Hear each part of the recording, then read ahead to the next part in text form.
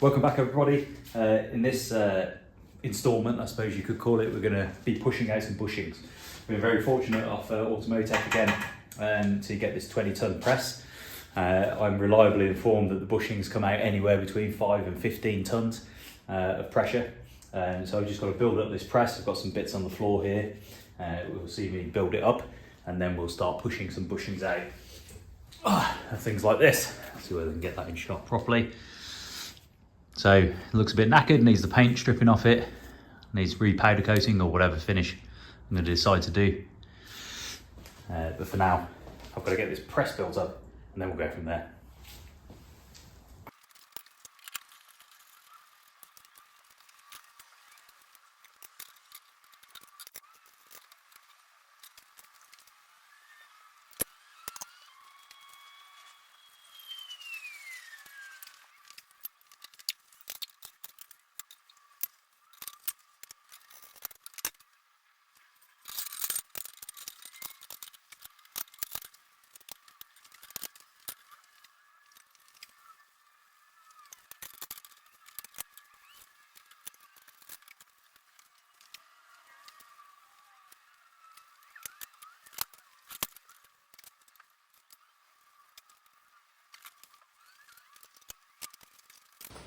Hello again everybody. This installment's going to be all about pushing bushes out and trying to get this stuff prepared for when the chassis comes back. I'll put some pictures of the chassis in quite soon in terms of how that's gone, because Sportmotive have given that a good working over. I'm in my Christmas overalls, brand new overalls to protect my clothes from getting all oily, look a bit like a murderer, all in black, but there you go. This has not been as much as a doddle as I expected it to. Automotive very kindly gave me this press because it's a little bit damaged at the bottom, but 20-ton press. I thought it'd be a doddle given the press to push all this kind of stuff out. It's not been as easy as that at all. This one hopefully should be quite easy. This is already a polybushed one, so you push the center ring out and then the two rubber halves come out either side, or the two polyurethane parts come out either side, so hopefully that'll be quite straightforward. This one, in a typical TVR one, it's got what's called a metallistic bush. So hopefully you can see that. It's got an inner metal ring, then a rubber, very perished bit of rubber, then an outer metal ring, and then the ring of the actual arm itself. You've got to push out all three of these, the metal bit, the rubber bit, and then the outer metal bit, just leaving this bit here. This side I had to go at, and I managed to push out everything except the metal outer ring. Hopefully you can see that, and that's got to come out as well. So there's not a lot of metal to push against, to press against, and you've got to have these things stable, otherwise the sockets go flying all over the garage, as I've seen already. So asked for some advice on the Facebook group. Basically the answer was, with some good advice as well, but the answer was this is a pain in the backside basically, and it's not easy. So that's what this installment is going to be about, and then we'll get these all powder coated, because look at this, just flaking off, really rusty. Make sure they're in good shape, because basically everything needs to be new when it goes back onto the car. All right, let's give that a go.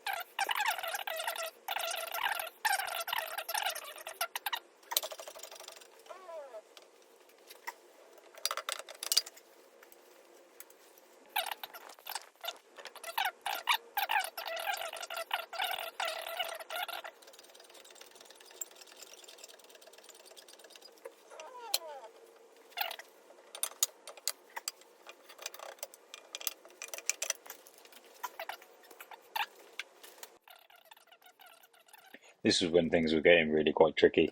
So obviously the vice and the press at the same time is not exactly ideal. But you can see that he's just pushing the arm down into the vice. The press is too strong for the vice.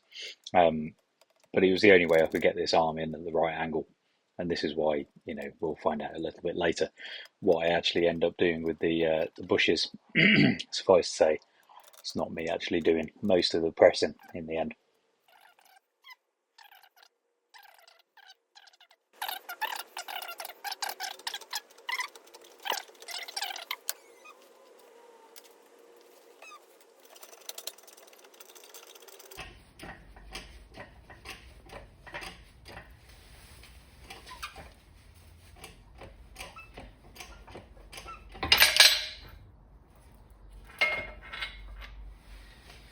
All right, very pleased with that.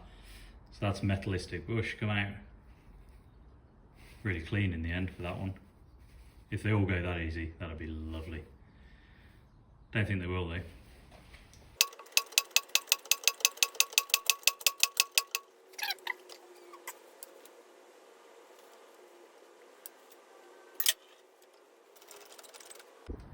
Back in action, got a longer, 17. I mean, you can see from the angle it's not perfect. That's why it's making the ting ting as it's coming out. But that end down there is well supported on one of the brackets of the. Let me show you actually. It's supported on one of the brackets of the. There you go, on the thing. That's what's enabling it to work, because otherwise, this end, the other end down here, would just bend upwards,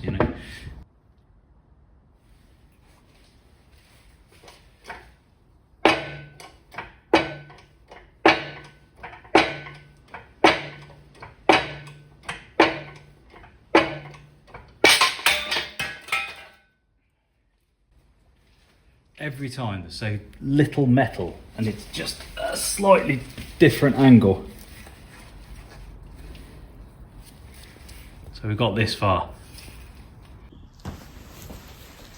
It's a few days later, and as you can see, the Integra is back in the garage because I had to fix one of the front lights, and it deserves a little break from the outside weather. I'm not using the press much anymore because I handed over what was left of the bushings, the suspension bushings, to Sportmotive. They've got a particular set of tools that mean that they got the right shape for the underneath and the top, so that they can press them out really quickly. Those metallistic bushes that I was mentioning before, and also I was just making a mess of the arms where you actually push the stuff in. I was making a mess of it. It was taking bits of metal off. It just wasn't good. Clearly my inexperience in some way. So that's good to get them to do that, so that they're nice and solid when I put them back in. So today we're going to have a little look at these bad boys. So I've got to get this off, this ball joint, which is for Allen's, but it's kind of quite tricky on the access. Once that's off, I can then get the hub off the upright, and then the uprights can go and get powder coated. So this is one of the final pieces to make up the powder coating, and then the chassis and all the suspension parts and anything else that was metal and powder coated to start with, like the gearbox mount. That's all Sportmotive going to blast all of that and get it all covered in the same stuff, so that it all looks the same, but B, it's all as well protected as well. And then I can get the chassis back, and then I can start maybe building some stuff up as well. I had a quick conversation with Dom at Powers Performance, who do a lot of kind of engine work on these Speed 6 engines, and we'll probably send it to him just so we can have a look over it. It makes sense with the engine out and it mostly stripped. That's a lot of the labour gone from what he's doing. So it makes sense to get it over to him in Coventry, not too far from me, and get him just to have a quick look and maybe change the cam cover colour and a few other things as well before we get it back, build it back up and put it back in. So a few things going on, quite a few suppliers now involved, as you would expect. But obviously the videos will go more into the rebuild of it afterwards. All right, cool. So what we're going to do here is just use some needle nose kind of pliers just to dig out any of the crap that's down here inside these screws. Can't see that very well today. Inside these, screws, I suppose, Allen headed things, because otherwise they'll turn quite easily if I don't get all the nonsense out of there, so that it's got a good grip. And then kind of move the boot back and I think I'll be able to get an Allen, one of these, just normal kind of Allen key set into there, and then I can add a bit of force just by a little extension bar. Hopefully that'll do the job, but let's see what happens.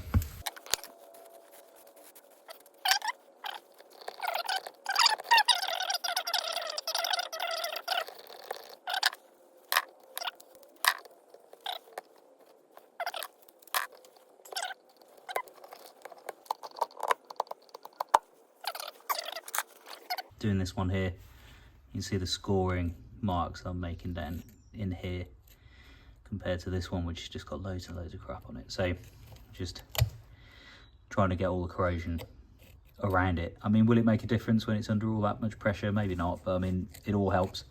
And when it comes to the heat, it might help the heat. So I mean, I do everything, basically everything I think of to try and get these loose. So I don't have a fancy blowtorch or anything. I've just got a heat gun, 2000 watt heat gun. Seems to work on some of the other stuff that I've been doing on TVR, so let's see. It probably will burn this rubber bush though, but I mean, it is sacrificial. We're going to put a new one on, but I'm just trying to rescue some of the screws or some of the, you know, just try and not do a lot of damage around here, basically.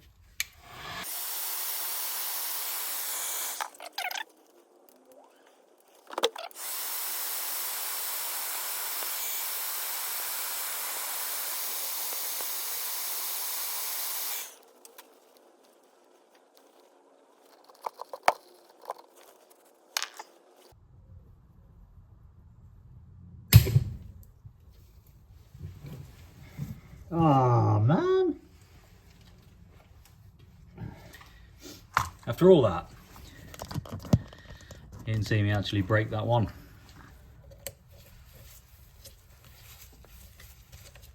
There we go. Got it past. So this is the little bugger. Doesn't look too bad. So rinse and repeat on the next ones. Oi.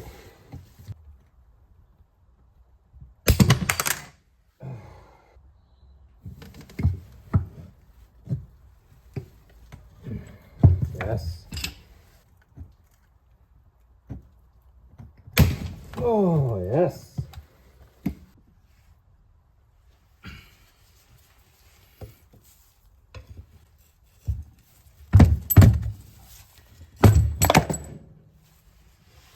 Woohoo!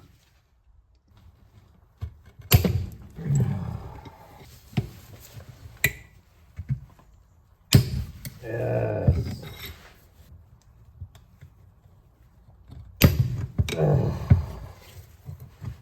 Woohoo! Yes. Finally figured out an easy way to put it on the vise. Only took 8 of them to do it, yeah. Idiot.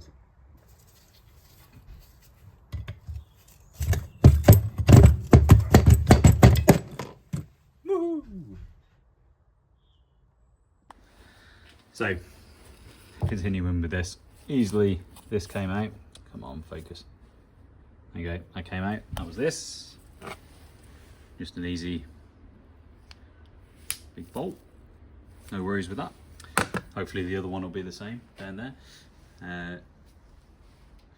But the obvious thing that is going to take a lot more time is something really simple. This thing here. Oh, it's not auto-focusing today. This holds on a little kind of cover, which covers the back of this to stop any crap going inside it, which is especially helpful because I'm going to need to try and get, you can hopefully see that, there you go, that kind of bolt screw thing. Down there is another one down there, trust me. Let's see.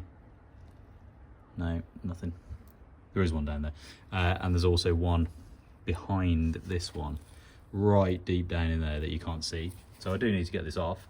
And of course it's just a simple, stupid flathead screw that is therefore corroded off and now it'll just turn, it's just not coming out. So my plan is to, this now moves, so my plan is to just Dremel the plastic off. Hopefully I've still got the head of the screw, and then turn it with some mold grips. That's the idea. But let's see what happens. Well, the predictable happened. Even with a bit of heat, a lot of penetrating fluid, just sheared off. It was always going to be fair. I mean, look at it, tiny little thing, can't take much force, and it's pretty welded in there.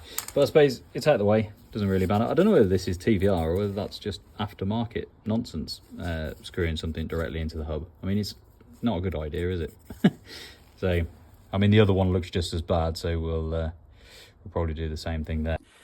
All right, folks, I'm back in the slightly cold garage, just working on the upright. So I just thought I'd give you a quick show and tell. So I just want to show just how much leverage is required on this particular upright.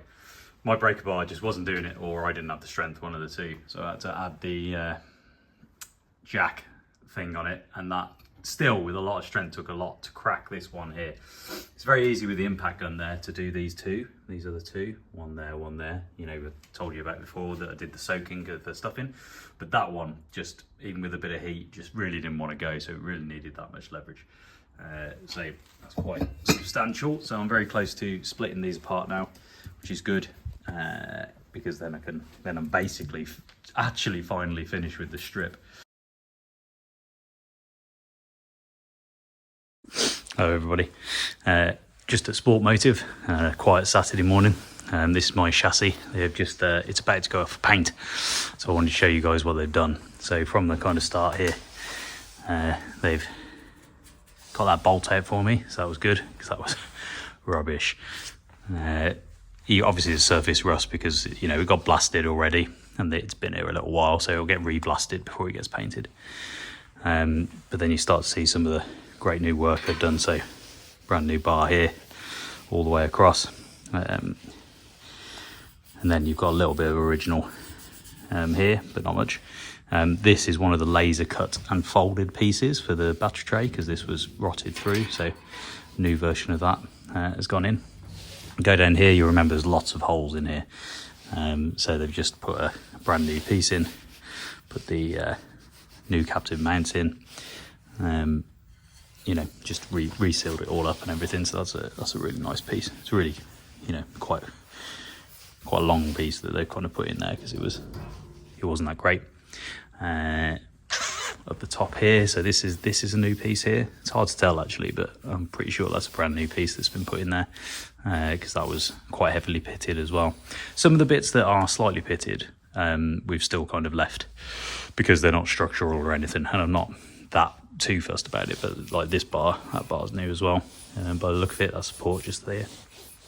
So keep going down. Obviously they've refitted any of these plates that were, you know, knackered. Here's another laser cut and folded piece for the seat, so brand new piece of steel, which is very cool. Kind of a perfect fit. Here, cut out a new bit of pipe here. That one was fine, but this one wasn't, so just a little piece that was put in there.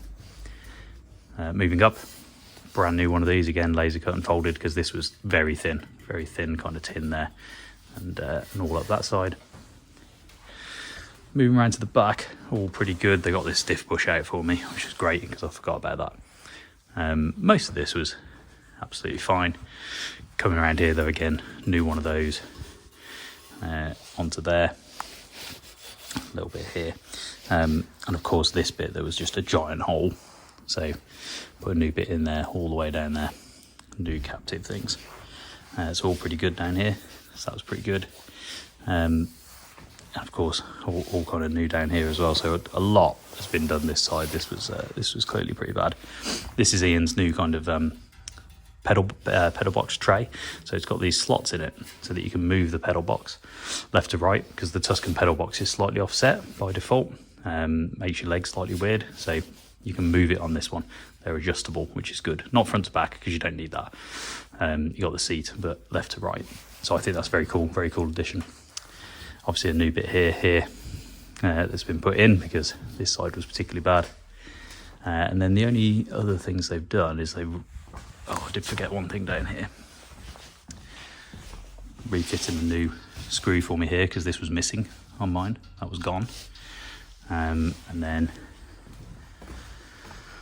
I think there's one down here as well, but I can't see it now. But there was definitely another one of those types. Oh, there you go. This refitted this one here because that was not in good condition either. So there you go. Loads and loads of work done on the chassis. Very, very impressed. It's going to be ace when it comes back when it's been coated. All right. Very exciting news. Chassis is back from Sportmotive. They've done all the repairs that you saw me going around in the previous clip. It's all painted now. They've got a particular painting method where two layers of primer are kind of bonded together, zinc primer bonded together, and then a powder coat put on the top. It's really tough, very strong. And down here, I've got all the suspension bits that have been done at the same time, anti-roll bar, all that kind of stuff. So you're going to be with me while I just dig all this open, because I haven't even had a chance to look at it since it got here, which was about a week and a half ago, sadly. So let's get into it now. I'll flip the camera around and we'll see what's happening.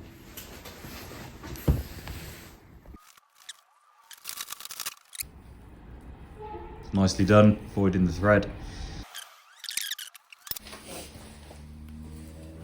Didn't mean to knock that there, but look at that upright. Woo! Very excited about that. This is obviously the original upright that's just been blasted, coated, put back together, but it is just looks in phenomenal shape now. Really nice. Just, yeah, looks ace. Really excited about that.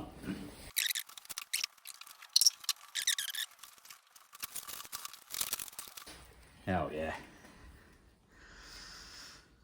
Looking really nice. Had them done in silver because I like silver. I like it more than I like white or grey. I think they're a little bit boring. Ian did say any RAL colour, and I suggested purple, and he was like, "Oh, I'm not sure about that."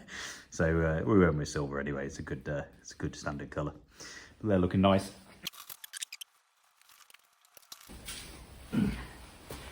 One side of the diff plate goes at the diff kind of bracket, holds the diff onto the chassis.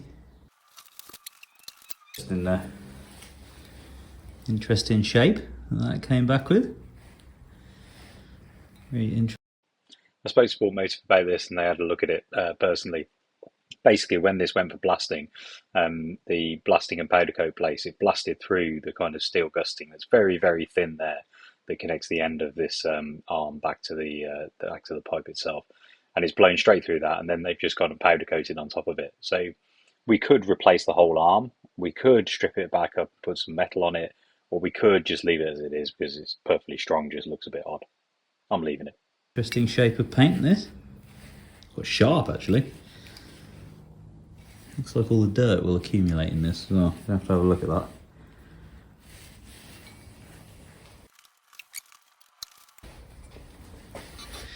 On the arms, very shiny. Obviously, I mean, there's a fair bit of kind of pitting and corrosion on these, but that's because they've not been, it's original metal. It's just been blasted down and repainted, so it's never going to look perfectly finished. But I mean, they're particularly strong pieces. You don't want to replace every single thing on it. I mean, it is a 100,000 mile Tuscan after all.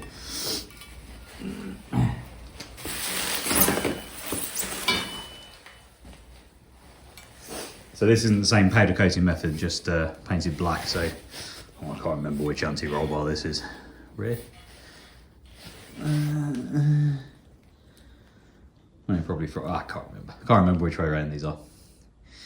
I'm sure most people that have done a lot of work on TVRs will be able to identify it straight away, but not me.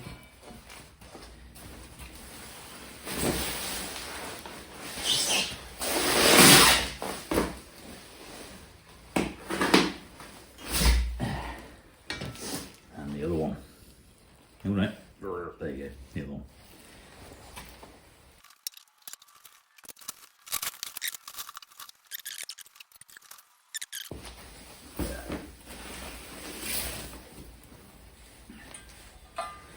So these arms, these big ones, and they go in here.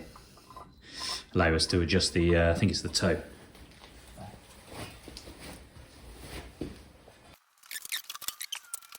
Ah, that looks sweet. It's the gearbox bracket mount.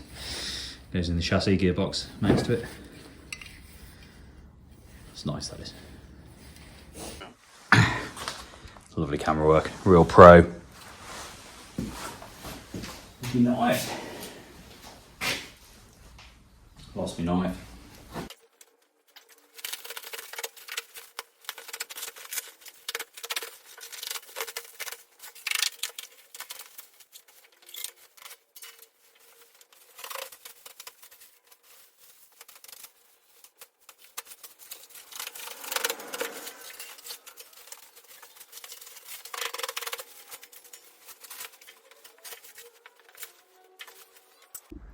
Right then, so all the wrapping has been taken off. Let's go around this way. Look at that, that's really nice. I think I described that in the last clip, the left to right movement that Ian's designed that. So that's been laser cut and folded. And he's got a stock of those now, if anyone else is interested in them. Or you'd get the chassis done at the same time. So that's a really nice piece that's been put in there. The rest of it down here, just really nice, kind of just really lovely finish. And really tough, which is the most important thing to me. About this. These, I remember saying in the last clip as well, they're brand new box sections both sides because they're really thin. They support the anti-roll bar, so that's a really important kind of part of the handling. So we've had some new ones laser cut folded again. It's got stock of those so that they can come in. Oops. Around the back here, just really nice. They got the diff bush out, which I'd left in. Another screw put in here, which I was really happy about because I was missing one of these. Now I've got another one, another box section. I mean, you can't tell. I mean, this is another laser cut and folded piece because this one, this side was really super thin and not doing well at all. So that's a brand new piece of metal, exactly the same shape, so much stronger because of course that's where the seat goes. So you don't want that to be anything but in good shape, really. So yeah, really pleased with that. Just continuing down here. Obviously, all the battery stuff's been done quite nicely, good. And then you'll remember that there was a screw kind of, remnant of a bolt still in there, so that's gone as well. It's really nice to see that we can still see the chassis number really well, kind of, even after the powder coating. I mean, it looks amazing after the blasting, obviously, but it's still there, even now. So yeah, I think it's just looking really nice, really great base to build on now. Next steps is that obviously I've got all the suspension bits now, and I also, I'll have to go and get that in and show you in a minute actually. I've got a bush kit and a bolt kit from Ian, so that's really good, but let's talk about this. I want this engine to go to Powers Performance, so they're kind of the people send these Speed 6 engines to in general. I mean, Ian would do a perfectly good job of it as well, but Powers rebuilt this one before, so it's good for them to have a little look at it again. So he said to save some labour, just get all the ancillaries off. So I've got an engine stand that I'll build up in a minute. We'll get the bell housing off, clutch off, all those kind of inlets off, throttle bodies, yeah, off, filter, everything off that needs to be off, and then it's just a bare tall block that we can send to Powers, and they can have a little go at it because you can still see it's still got all the kind of Powers hoses on it from last time. So, and also the fun bit of labour that he says is not the gearbox, but getting these manifolds off will be fun apparently. So we'll look forward to that. Other things, we were worried about this gearbox. Here, Ian assures me that this bit isn't actually really needed for any kind of locating or any use on the Tuscan, so we don't need to be worried about that bit. The thing he said to be worried about was that once this is off, well, not this off, but when the gearbox is in this position, how much play is there in this? And the answer is not a lot, because he's got another one of these, T5, at his workshop that he thinks is good, and I think it had a bit more play than this one, so I think this one is probably all right despite what I did to it. However, you can't be too careful, so maybe it still is a good idea to get that rebuilt, but that's more money obviously, but rebuilt at somewhere that does these kind of things, like Grand Toura up in Blackpool, and then all the way over here. I did get these off. these off the front uprights. These were a pig. They really were, to get out. Really kind of cemented themselves into this ring. I don't think I did much recording of that. I can't remember. But there might have been a clip before this. I'll voice over this if if I had actually recorded that, I might have done. And then down here, steering rack. So to get this steering rack out, I actually separated these two pieces. And and when I was talking to Ian about it, he was very much kind of like, oh, I've never broke one of those there, because you don't need to, because the way to get the steering rack out is actually get the tie rods off. So all the way to kind of here, wherever the tie rods kind of go in, and then it comes out, instead of separating it there and then getting the whole thing out, which is what I did. Again, amateur mistake. So I need to get this back in and make sure it's kind of all right. I need to have a look at it, but it doesn't. I don't know whether it looks all right or not. I'm not sure it does, but it's probably best to get this rebuilt anyway, because these have a big tendency to leak on people, even when they're actually in good condition. So mine didn't used to leak. Probably does now though. So that's another kind of major piece to do. And then down here, the diff. It's looking very sorry for itself, but I mean, it's made of some serious metal. This is, so I think with a lot of wire wheeling and help, it'll hopefully come up. And I've still got to get this bracket off, which is going to be just a pig at some stage. But that's probably the dirtiest, messiest job I've got ahead of me, that one. Rest of it's kind of all right. I'll get some nitrons to replace these gas monos. I like the idea of nitrons overall. Obviously new brake lines, new all that kind of stuff. Oh yeah, bushes and bolts. Let's go and find those and I'll bring them out. All right, so on to bushes. Got interrupted there. So these are the bush kit the Ian's gave me. So I mean, you see it says, designed for track and ready to race and all this kind of stuff. But one of the points that Ian made is that on quite a lot of the Tuscan bushes, there's very little bush anyway. I mean, look at that for an example. I mean, how much rubber is actually in that, and how much compliancy does that really give? So having slightly stiffer polyurethane. I mean, this is a diff bush, so this is obviously a bit different. It's a bit fatter, a bit bigger. But I don't think I'm going to get absolutely loads of vibration as a result, because these still feel a little bit compliant. And the thing I really like about them is that they're quite low kind of friction, right? So that'll go in there nicely, and it isn't going to wear a lot, whereas these kind of metallistic ones, as soon as you kind of knock them in, and they seize and corrode, that's it then. They're not really performing a very good job at all. So I'm quite excited about these. I think it'll be a good addition to the car. And when I've got it kind of finally sorted, I might take it somewhere like centre of gravity. I mean, again, I trust Ian set it up, but why not? I've never been centre of gravity, see what all the fuss is about. Maybe there's not a lot of fuss about it, but they seem to know suspension really well. So let's see how it goes. Sorry, shoddy camera work there. But yeah, so this should be exciting when I'm building this back up. So got all the bushes in there, got all the bulk kit there, all that zinc plated goodness, a lot of stuff in there. They'll look really sweet on the car with all the new suspension components. And that's when we build it all up. I know that as I work my way through these boxes of bits, there's going to be so many fixings and fasteners that I'm going to want to replace, or at least really clean down, and maybe anodize or plate or whatever. And I know you can do that at home. You can send them away. When you send them away, I believe they like them in just like one big tub. And I'm never going to do that, because if I take them out of all these bags, I will never remember where they came from. Not a chance. So I don't want to be doing that. So maybe I'll do them at home. Maybe that's just as good. Quite like your advice on that if you've got any. So for now, I suppose next thing, let's get all the ancillaries off that, get it on a stand and see what happens.